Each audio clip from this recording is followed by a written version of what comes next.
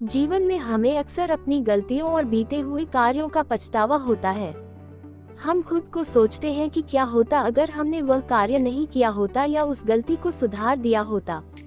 लेकिन क्या आपने कभी यह सोचा है कि बीता हुआ कल वापस लौटकर नहीं आता है? यहाँ हम एक छोटी लेकिन गहराई से सोचने वाली महात्मा बुद्ध की इस कहानी के माध्यम से देखेंगे कि हमें अपनी भूलों को भूलकर आगे बढ़ना चाहिए।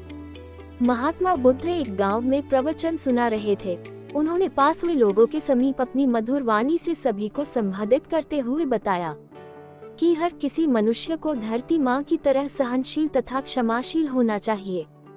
क्रोध मानव का ऐसा शत्रु है जो दूसरों को तो हानि पहुंचाएगा, साथ में खुद भी उससे नहीं बच पाएगा। इसलिए क्रोध, ईर्ष्या मानव की सबसे बड़े शत्रु है।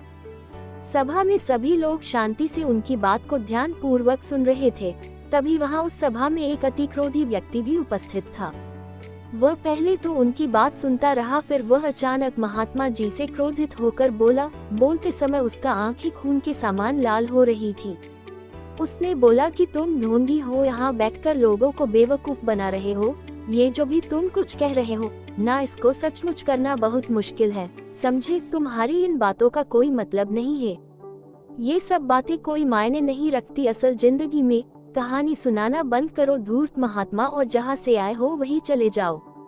ऐसे कठोर वचन सुनकर भी महात्मा जी ने उस क्रोधी पुरुष का कोई विरोध नहीं किया और न ही उसकी बातों पर कोई भी प्रतिक्रिया दी। वह शांत रहे और अपना काम करते रहे, जिससे वह पुरुष और भी क्रोधित हो गया। उसकी समझ नहीं आया वह क्या करे। तब उस पुरुष ने महात्मा जी के मुंह पर थूक कर चला गया। अगले दिन जब उस व्यक्ति का क्रोध शांत हुआ और उसे अपनी गलती का पछतावा हुआ, तब वह आत्मग्लानि में जलने लगा और फिर उसने सोचा कि उस महात्मा से मुझे माफी मांगनी चाहिए। वह महात्मा जी की खोज में उसी स्थान पर गया जहां महात्मा जी कल प्रवचन दे रहे थे। लेकिन महात्मा जी वहां कहां मिलने वाले थे। वह तो अपने शिष्यों के साथ अन्य किसी गांव की यात्रा पर निकल पड़े। वह पुरुष सब लोगों से महात्मा जी के बारे में पूछता पूछता उस स्थान पर पहुंच गया जहां की महात्मा जी प्रवचन कर रहे थे। तब उस पुरुष को महात्मा जी के शिष्यों ने उसे उनके पास जाने से रोका, लेकिन महात्मा जी ने अपने शिष्यों को आदेश दिया कि आने दे उस पुरुष को। तब वह पुरुष महात्मा जी के चरणों पर गिर गया, उनसे बोला, मुझे क्षमा कीजिए महाराज। उसने महात्मा जी से पूछा, क्या आप भूल गए हो कि मैं वही जिसने कल आपका इतना अपमान किया था? मैं अपने दुष्ट कृत्य की आपसे माफी मांगता हूँ। तब महात्मा जी ने बड़े शालीनता से उस पुरुष से बोले कि कौन सी बात? तब उस पुरुष ने बड़ी हैरानी से महात्मा जी की ओर देखा। महात्मा जी बोले कि मैं तो बीती बातें वही छोड़ आया, क्योंकि बीता हुआ कल कभी वापस लौटकर नहीं आता। इसलिए बीती हुए बातों की वजह से आज और अपना आने वाला कल नहीं बिगड़ना चाहिए।